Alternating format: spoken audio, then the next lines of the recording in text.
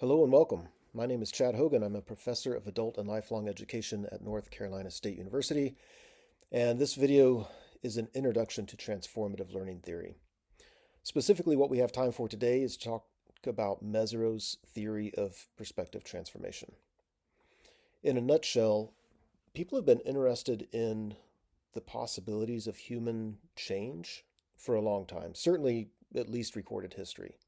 You can look with religious traditions or literature or whatever, and there's been an interest in it. But when we say transformative learning, we're referring to attempts to understand transformation as a learning process. And this really began in the 1970s by Jack Mesereau of Teachers College, Columbia University.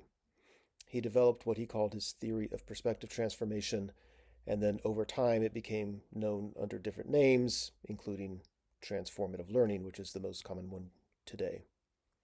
So the scope of this video is just to talk about the origins of this theory, key concepts in Mesereau's theory, what was it he was trying to do, and what was his theory.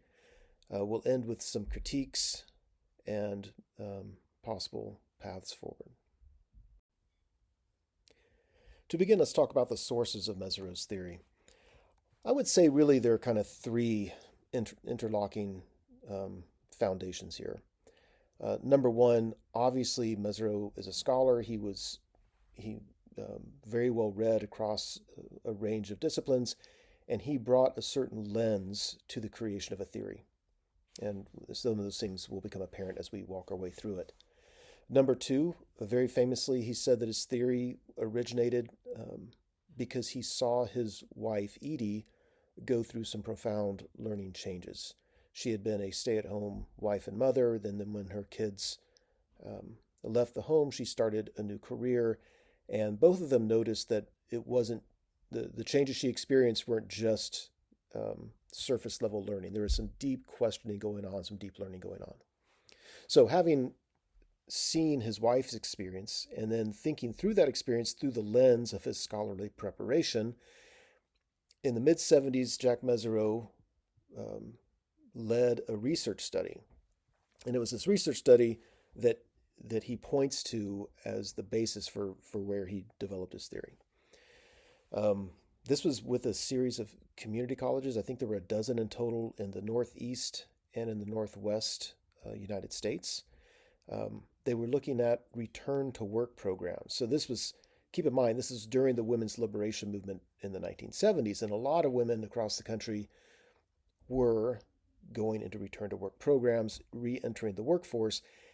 And again, this is in an age where a lot of times that was not considered normal. And women were wrestling with, what is my place in society? What have I always been taught by society in terms of my role in it, where I should be? What does it mean that I'm going back to work? Just a lot of questioning going on. And so if we situate a study, we need to remember the time and place it was happening. He was thinking concretely about what these women said, who were involved in what for them was a very life-changing process that included challenging societal norms. And he called this perspective transformation. Perhaps a good entry point into understanding Mesereau's theory. He very famously said, "We are caught in our own histories." And what he means by that is all of us are raised in a certain time and place, a certain culture, and we learn how to be in the world. We learn how to think. We develop our worldviews, if you will, through kind of a social osmosis. And you'll see how he framed that very concretely in just a minute. But in a nutshell, he basically said, yeah, we kind of adopt our way of seeing the world, very idiosyncratic, very culturally specific, through just being raised in a certain society. And we develop from that, whether intentionally or not, mostly unintentionally, theories about the world. How does the world work? What is the purpose of life? Who am I as a person? Concretely for his study, what is a woman's place in the home and in society? And he said, basically where he was coming from was from his sociological background, We learn how to be in the world. We learn what the world is through our social surroundings. But very importantly, we do it when we're children and we don't really have critical abilities. We don't question those things, we just absorb them. So a very important type of learning that we don't really have access to when we're children is how do we question those things that we just automatically absorbed. And he said not only are we able to do this in adulthood, we're obliged to do this in adulthood.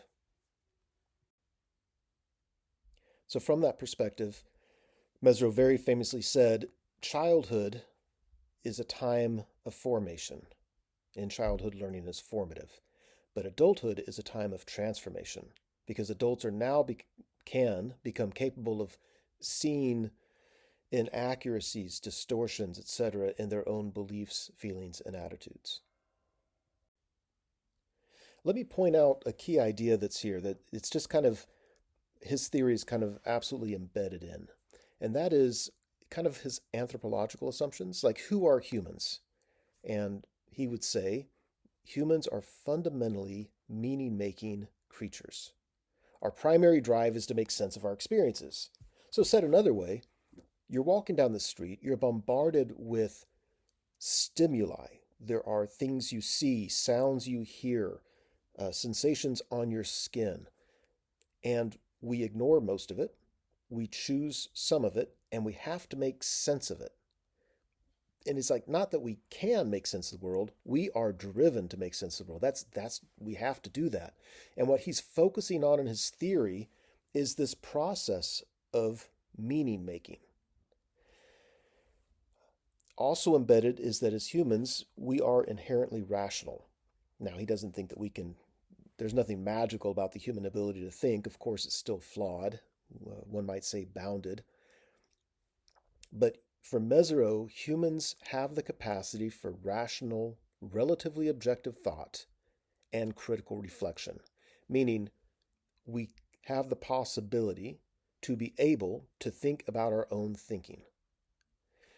But when we don't do that, and of course, it's not like we magically snap our fingers and we become some age and we all of a sudden are aware of all the behind the scenes goings on behind our thinking. It's just that one thing at a time, we can become aware of things and we can question them. But deeply, deeply embedded in his theory is this notion that the human capacity for thinking is important, and we can use that to decide for ourselves what we're going to think and believe.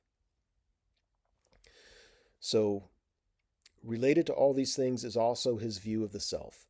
That for Mezirow, it's not like the self is one thing that goes unchangeable through life. For him, what makes you you is how you make sense of the world, and that is changeable, and you have the power to change that through a lot of mechanisms, but primarily for him because you can use the power of thinking. So the way he sets this up, and this is arguably one of the most helpful parts of his theory, is he just gives us a framework to understand it. And he didn't invent this stuff. He had a lot of influences, a lot of people, especially at the time, but a lot of people talk about, how do humans make sense of the world? And so borrowing terms from a number of sources, he said basically, we humans, when we make meaning, we come at it from a certain frame of reference. Interchangeable with that term, he also used a meaning perspective. He actually used meaning perspective initially, which is why he called his theory perspective transformation. But then over time, he opted to use the term frame of reference. But it's kind of like saying, where are you standing in looking at something, and through what lenses are you looking at that something? And he's like, if we want to understand that process, we humans have certain habits of mind that are working behind the scenes. We're not even aware of them for the most part. We'll talk about that in a second, but habits of mind is kind of like what's going on in the background of our heads.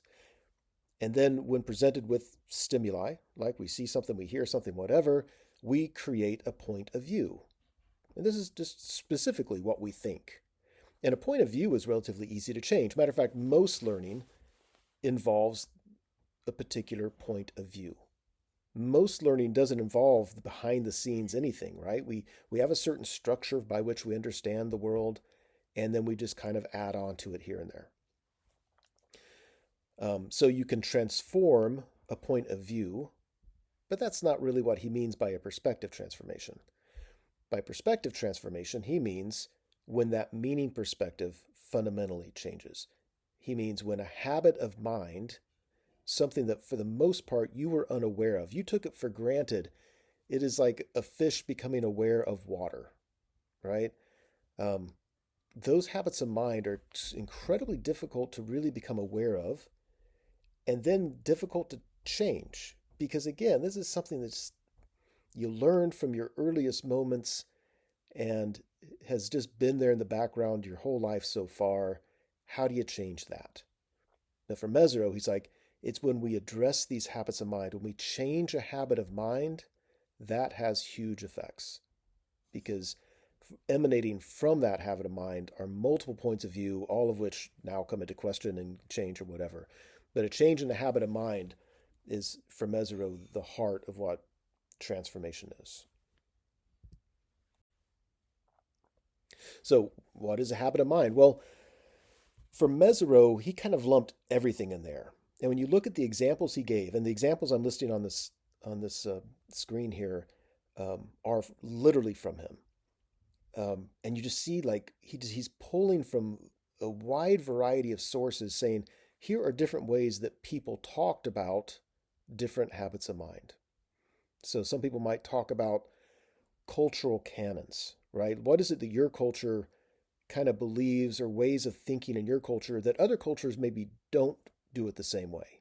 He would say, yeah, that's kind of a sociolinguistic, for him, habit of mind. There might be philosophical habits of mind, right? Certain deeply ingrained religious beliefs, transcendental worldviews. Like, what's the purpose of life? What happens after we die? Or anything like that. But even psychological things like your self-concept or your aesthetics. You know, what is it that you find beautiful or not? So here he's basically lumping pretty much everything he can think of in terms of how you make sense of the world, how you experience life, and he's labeling it as a habit of mind. And again, these are things that, for the most part, you are unaware of. And let's say you are aware of some, there's elements of it that you're unaware of. And so it's the ones that you're not aware of that shape how you make sense of the world that are so powerful. Because you can't question, until you question them, you're not really questioning them. They're just kind of operating. They're determining how you understand things.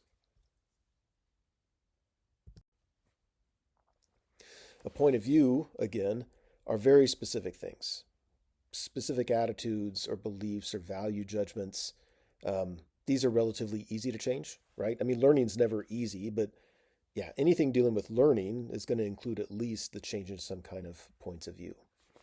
And for Mezirow, he would say, yeah, sure, you can think about the content of the problem or the process of problem solving. You can think about like a certain issue in terms of content or process, and change it. That's not necessarily going to fundamentally change how you make sense of everything as a person. So from that foundation, what is the process of transformation? And this is certainly another key idea. This is the thing that gets probably cited the most when people talk about, what's the value of Mezirow's theory for understanding some instance of dramatic change in a person. People will talk about frames of reference, habits of mind. What habit of mind was changed or whatever, and then they would talk about Mezirow's 10 phases of transformation. Because this is so central, let me walk through them just to describe what I believe he meant by each of these things. For Mezirow, the process of change begins with what he calls a disorienting dilemma. So basically, again, he's focused on you having certain worldviews and other habits of mind, and you understand the world through them. But obviously, obviously we're all limited in how we understand the world. And so basically, we're confronted all the time with inadequacies of our worldview, and we just deal with it, right? That's just part of being human. But sometimes it kind of builds to a critical mass, and there's a way of that you are understanding the world that is inaccurate enough that you're getting feedback from your experiences, and it becomes disorienting for you. It just the way I understand the world doesn't seem to be accurate.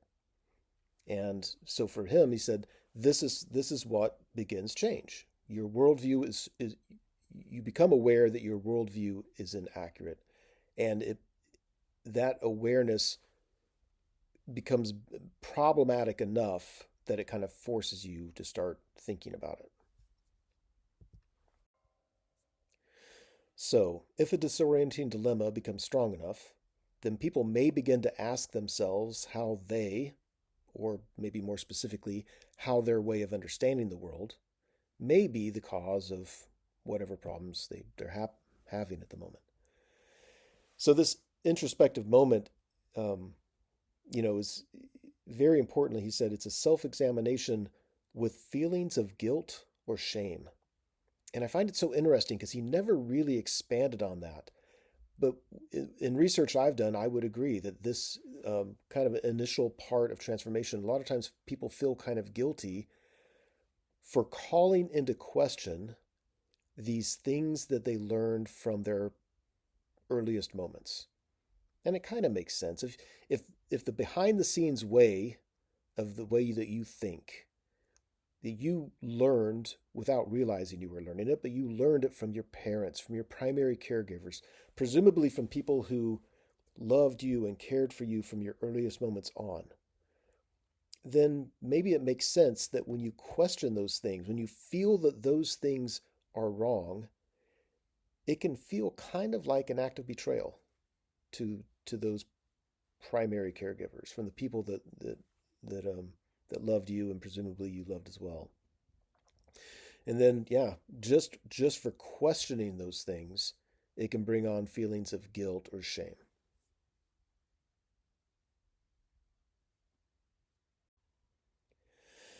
So as people engage in this process of self-examination, and through that they become consciously aware of certain assumptions embedded in their meaning perspectives.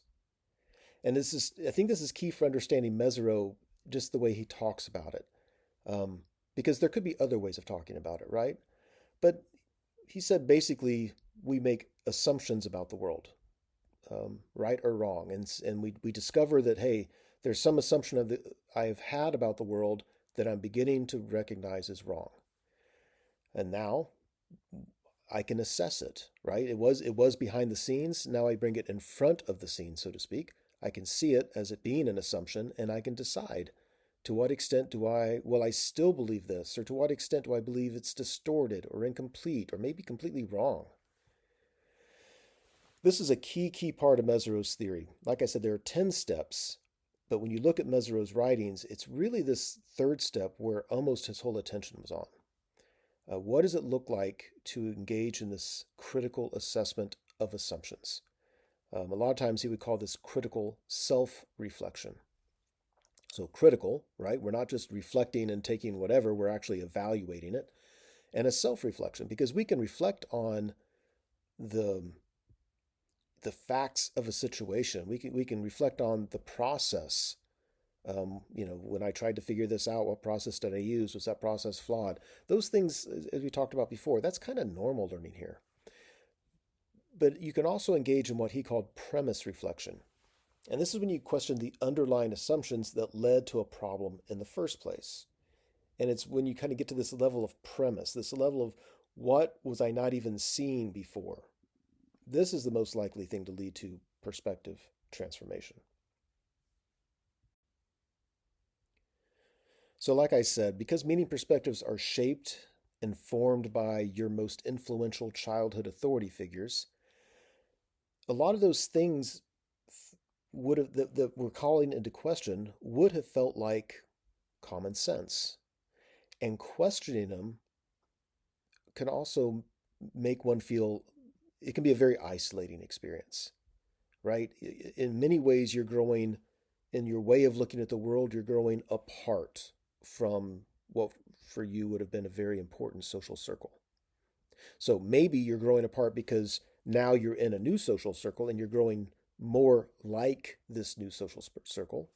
Or it could be that you're just realizing things and you're still embedded in a social circle for which this thing you're questioning is still taken for granted. That's when it becomes especially isolating.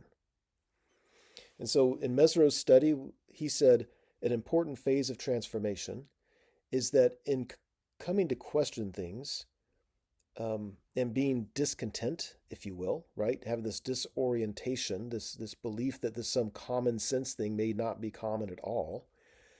When you find that other people share that same concern, it's immensely freeing. This isn't just me struggling against something alone, feeling like I'm the only one in the world here. Then you realize, no, this is a shared experience. This thing that I'm realizing, other people have also realized. So there's a community to go to as I'm in some ways leaving a community. Now, that doesn't mean that you necessarily have to leave your social group, but it does mean that when your way of thinking, that social group absolutely considers common sense, just the way things are, they take it for granted, they don't even question it, then this at the same time moves you away from that group. You can still exist with them, but it creates some disjunctures there. So in Mesereau's theory, when you've called into question some one or more of your deeply embedded habits of mind, and you're trying to change it, this is very much a lived process. And I want to emphasize that because we'll talk about critiques later. But a common critique of Mesereau is that because he focused so much on this process of critical self-reflection, there's like, yeah, it's too much in his head. He thinks that change happens by thinking your way through it. And I think that's unfair. His theory very much said when we start to question things and we're developing a new way of seeing the world, and we look to say, well, how might this affect my life? And again, he was working directly with women in return to work programs, and so it very much was a concrete thing of people changing their life. Nevertheless, he generalized this to everybody, and he said, we have these new options for thinking, for feeling, for acting, for being in the world. Then we don't know. We can only make choices if we have options. So there needs to be some kind of exploration of options. How might I think differently? How might I feel differently about something? And what are concrete ways I can live in the world from this new perspective? So very much he was saying you can't just snap your fingers and have it there. It takes a process of exploring what might the new you be. And then, consistent with that, the next stage is you have to start living it. Habits built over a lifetime do not go away easily, and life trajectories do not change automatically. So learners, they have to think about, they have to plan their future, and then they have to start taking initial steps into this unknown territory.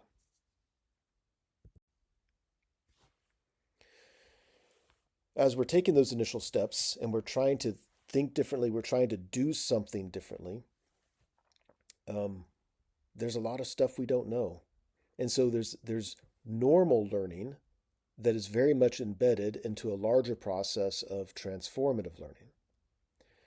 So, if a person wanted to develop a habit of healthy eating, let's just say, then he or she might have to first start learn about they might have to learn about nutrition, about cooking, about how to shop, stuff like that. So we can't really separate other learning tasks when we're in a bigger process of personal transformation.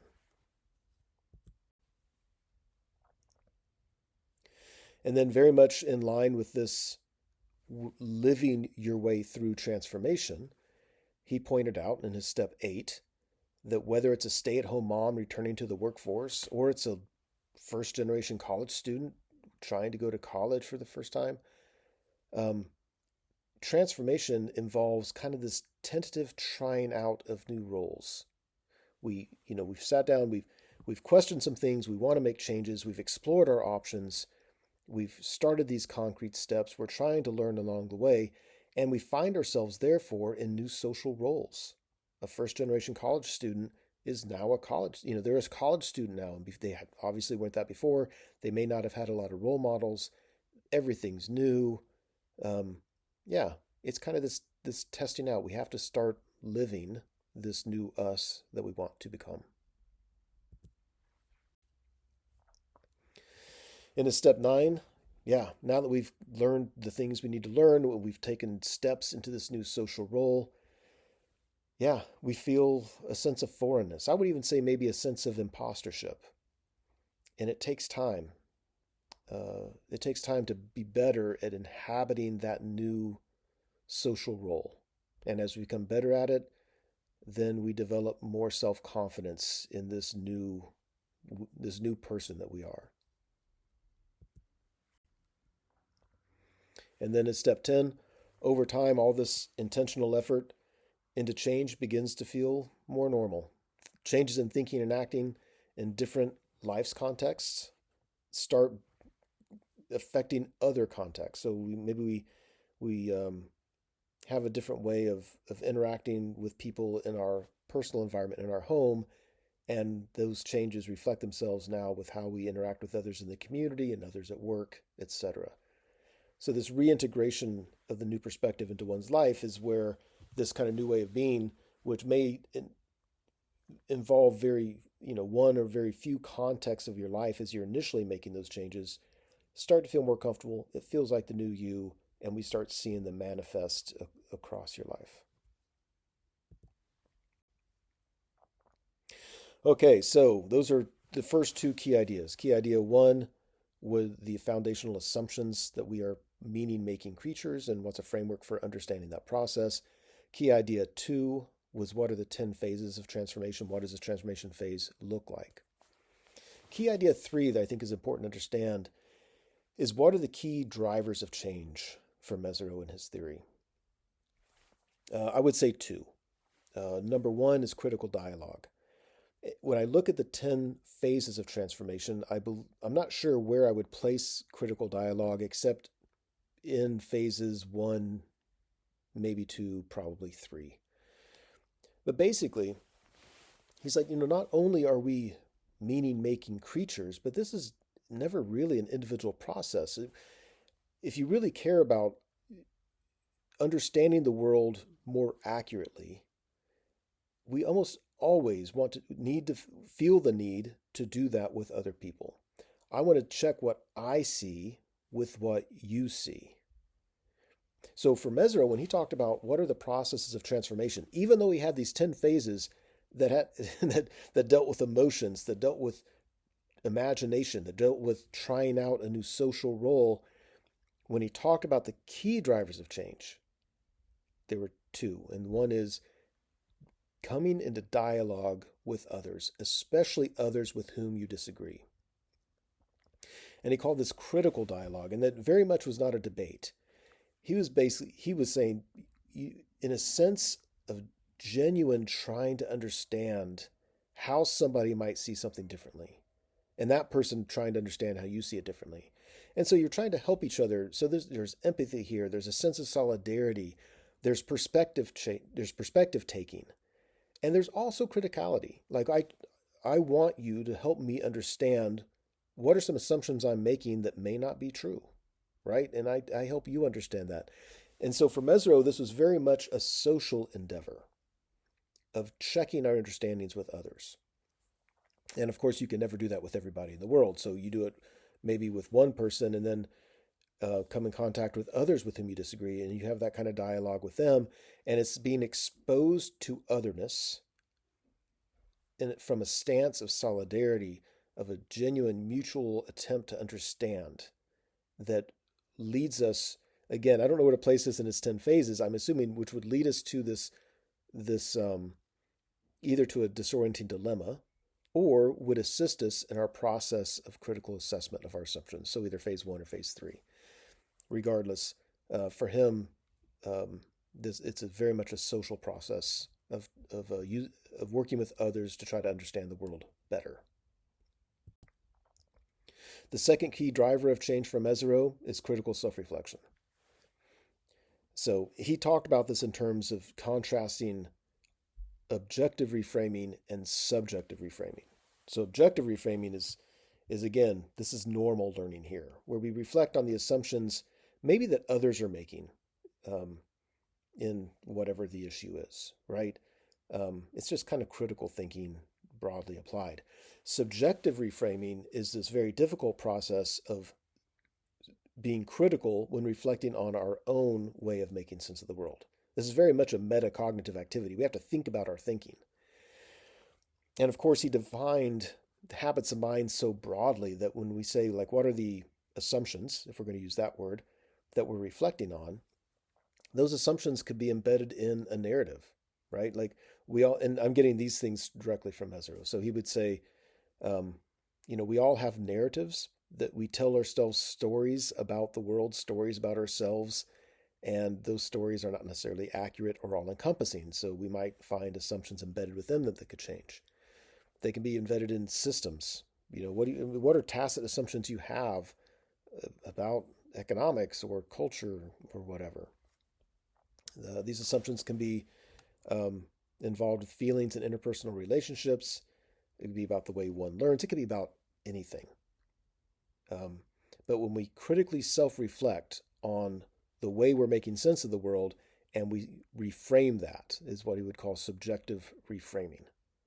So here are the two mechanisms: critical dialogue with others and then critical dialogue with oneself, if you want to say dialogue, critical self-reflection. So what does this yield us? So in Mezirow's view, again, you have this framework for understanding the world. You recognize its inadequacy. You do the work to improve it. This should yield perspectives. It should yield ways of experiencing the world and ways of understanding the world that are better. What does it mean better? Well, he would say, well, that are more accurate. But how do you really know if it's more accurate or not, right? Of course, I always think that what I currently think is as accurate as possible. Otherwise, I wouldn't think it. Then he would say, well, it's accurate, or at least, it's more helpful in a certain situation. But when he describes the hoped for result of this whole process, he says, ideally, this leads to perspectives that are more inclusive, discerning, permeable, and integrative of experience. So, briefly, a perspective that is more inclusive means that it's able to account for a wider variety of diverse views. If your perspective on something only holds up when you're in your own echo chamber, that's a narrow perspective. A more inclusive perspective allows you to talk with people with diverse views, and you at least have a way of understanding the situation that can account for a fairly wide variety of those. So inclusive. Discerning means that what we think about something, this assumption that we've challenged and we've changed, it's differentiating. It's based on evidence and reason. We made a decision about it. It's not just personal or cultural bias. It's not, hey, I was raised this way, this is just the way I am. That's not very discerning. Discerning is, I thought about it. Here are the reasons why I think the way I think. Integrative of experience. I'm sorry, I missed one. Inclusive, discerning, permeable. Sorry. A perspective that's permeable means that it's still yet open to change. And really what he means by that is, for whatever the particular worldview is that you just have this experience with, more than likely, because before you weren't even aware of it, that you held onto it very tightly. You didn't even question it. It was just the way things were.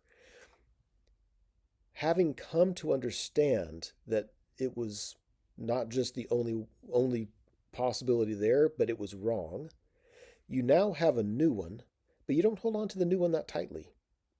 Now you can articulate why there's a new one. You can articulate how you came to believe this new one is the way that it is. But you're also having experience being wrong. You're more open to maybe not being completely right now. And so you hold it from this discerning perspective. You hold it being able to justify why you hold it, but you're not clinging on to it too tightly. It's able to be changed again, more easily changed when presented with contradictory evidence. And then lastly, integrative of experience, means that it incorporates new information, new perspectives, new life experiences, that this perspective you have works with the world, right? And that's the basis by which we have it. So a better meaning perspective, the purpose of transformative learning from Mesereau's perspective is to think better. He actually, in one chapter, very pithily said to think like an adult. And he means that as we become aware of flaws in the way that we understand the world, that we make them more inclusive, more discerning, more permeable, more integrative of experience.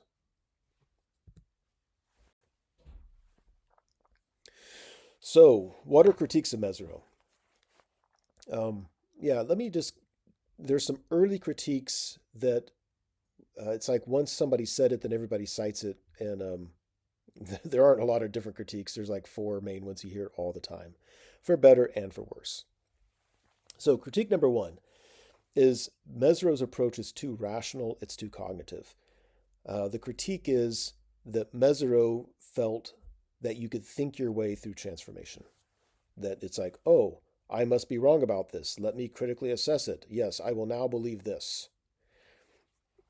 And fair enough. I mean, he's a little bit rational cognitive.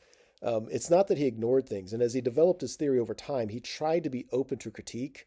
And so he would say in his later writings, of course, emotions play a big role in this. But if we're being honest, his mechanism of change was always critical dialogue and critical self-reflection. And emotions just played a role. Emotions were not a mechanism of change. So the critique that Mesereau's theory, the mechanisms of change, are overly rationalistic, overly cognitively driven, is a common critique, and I think it's fair enough. So that just opens the door to questions like, well, what is the driver of change? Does rationality not play a role? I mean, can we just completely discount what he said? Should we be responsible for our thinking? Should we think about our thinking? Should we ignore what we think? Right? I mean, so it's an interesting area to think about and talk about.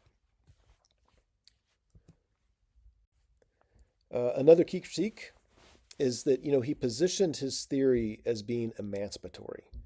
Basically, he was saying we are trapped in certain ways of thinking, certain ways of being in the world, because our culture taught them to us. And some of those things cause problems for us. And we have a hard time getting out of it because we take all those things for granted. And so when people learn how to become aware of those things and to critically engage with others and with themselves and think through them and overcome them, that is emancipatory. And then the critique on that is it's not that simple. That when you have an entire culture thinking a certain way, one person who supposedly breaks free of that, I'm not sure. The critique is, how emancipated can you be if the culture hasn't changed? The critique really was Mesereau never really articulated what is the relationship between this individual change, which his focus was on, and broader social change. I disagree that he never addressed it. He addressed it pretty clearly. Whether you agree with it or not is a different story.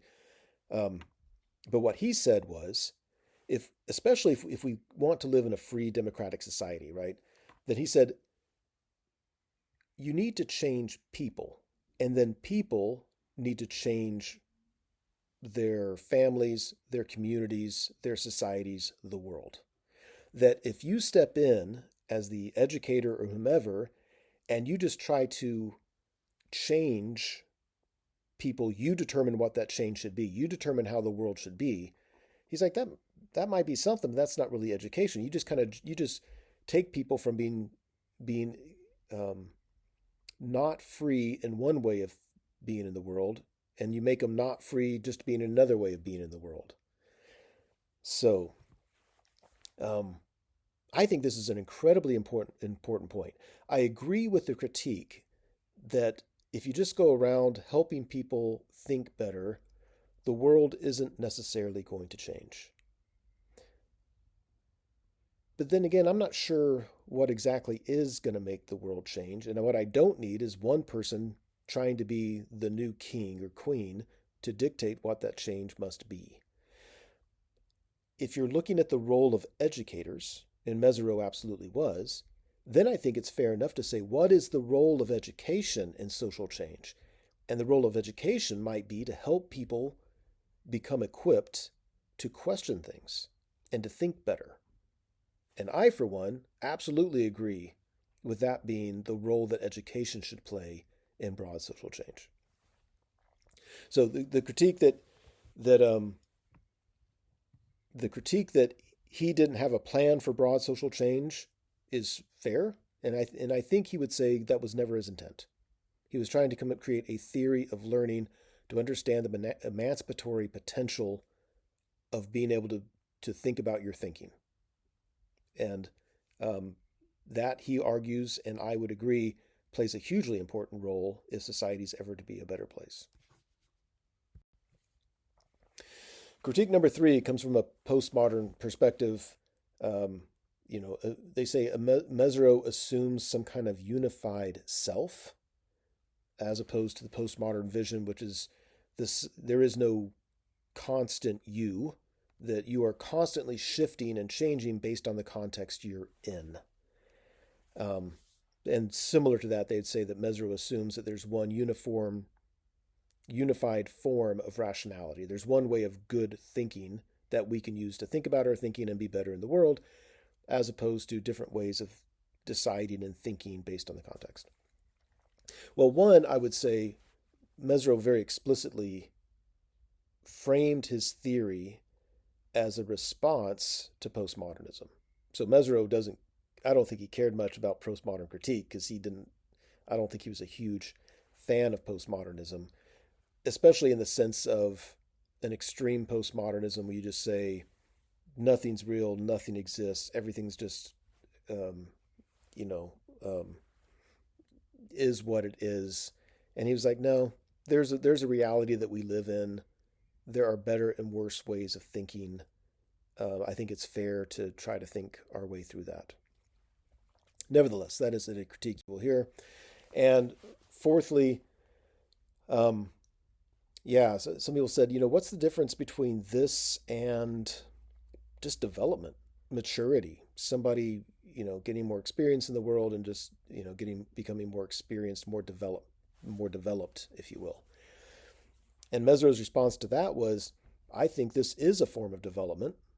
I think, I don't want to put words in his mouth, but basically, if you look at the processes that Mesereau draws on, being able to think about your thinking, that presumes a certain level of cognitive development already, right? I mean, he said you can't do this as a 5-year-old necessarily, or at least we don't think you can. So it presumes a certain level of cognitive development. And the process of doing it is also developmental, right? You practicing thinking about your thinking, becoming a more nuanced thinker, is also developmental. So Mesereau's response to this critique was, I don't see the difference. I don't see a reason to differentiate. I think perspective transformation, I think this process of improving our ways of seeing the world is a form of development. So, all right, those are the main critiques you're going to see in the literature. But let me pose some critiques that I think are there, kind of behind a lot of kind of critiques of Mesereau. So one very fairly is, does this process that Mezirow described, does it exist? Is this a form of change? Um, and if people can change. So, for one, if you believe that nobody can change, then don't study anything about transformative learning because you don't believe in it, period. If you believe that people can transform, but there's no learning, it's not a learning process, it's just something that happens to you, then this theory isn't for you, right? It's not what his purpose was, and it wouldn't make sense. So then the question would be, is it possible that learning can be transformative? And or during a time of personal transformation, is learning also important? Do we have any kind of control over that process? Um, and I think just I don't need an answer for that necessarily right now, but I think when you're going to think about Mezirow's theory, that would be important because if you agree, then it's just a matter of, okay, great. Do you agree with how Mezirow framed those things, or do you think there's a different way to frame them? But this theory only makes sense if you believe that people can change and that that change involves learning. Another critique I think is important to think about is, does Mezirow's theory explain all types of transformation? So, for instance, do all instances of a human being changing dramatically, do they always begin with a disorienting dilemma? Do they always include critical self-reflection? I would add to that, do they always include critical self-reflection? I would say yes, because I have a hard time imagining something where people are changing in major ways and not thinking about it, right? But is critical self-reflection the driver? I, and you saw that where that critique came up before. I could be convinced there are maybe some instances where it is, and a lot of instances where it's not the driver. Does it always include social roles, right? It could be that Mezirow's theory reflects the study that he conducted, women in return to work programs, and then those women returning to work in a society that didn't necessarily accept that. So it makes sense from Mezirow's study. But if we use his theory to understand any and all instances of people changing in major ways, are we force fitting it to his theory? Right? I think we need to be careful of that because I'm not sure his theory necessarily explains every type of change. And if not, then I think it's fair to ask, are there other types and forms of transformation possible? His form of, we become aware of ways we're making sense of the world and we change it. Maybe. Is it possible that we find ourselves changed and then we can think about, wow, how have we changed, right? It could be that the process is reversed. This thinking about our thinking doesn't happen during the change process, but you can think about it after the change process, or maybe both, right?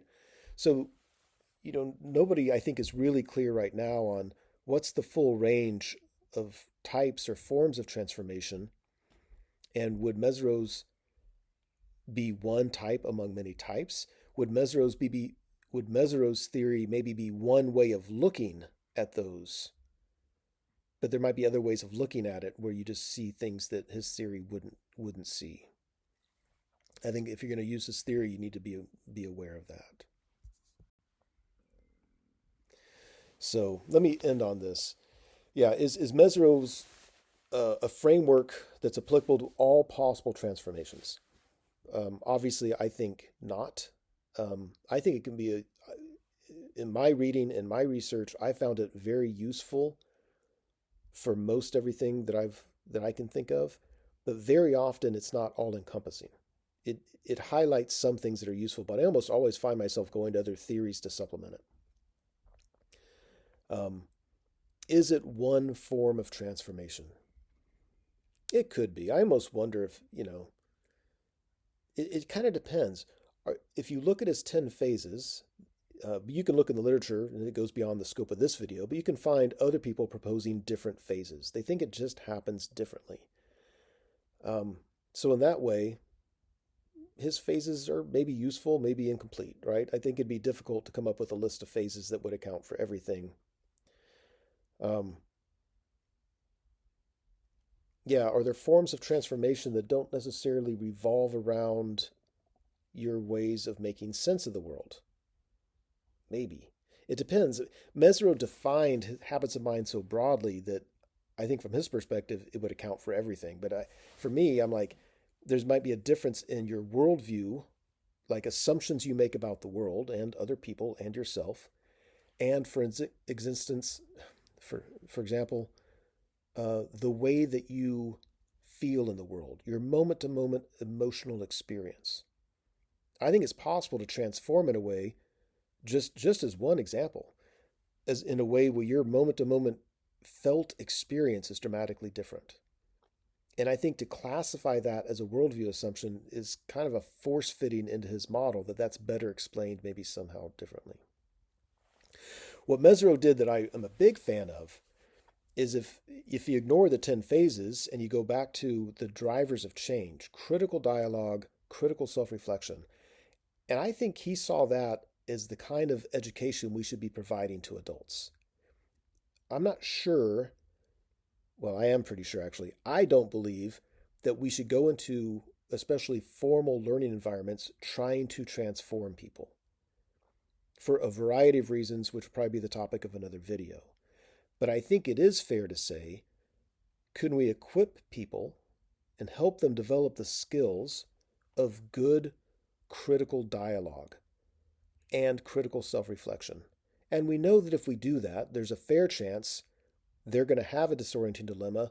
They're going to have to work through some things. And in the end, they very well may develop a broader, more discerning, more permeable, more inclusive um, perspective. I think that's a good way to approach education, especially the education of adults. So you can find value in Mesereau's um, proposed pedagogy of critical dialogue and critical self-reflection, even if you don't believe that's always the primary driver of some personal transformation. Because we may not need to transform somebody, but it can be useful to help people become better thinkers. So that's Mesereau, at least a brief overview of him. I hope it's helpful.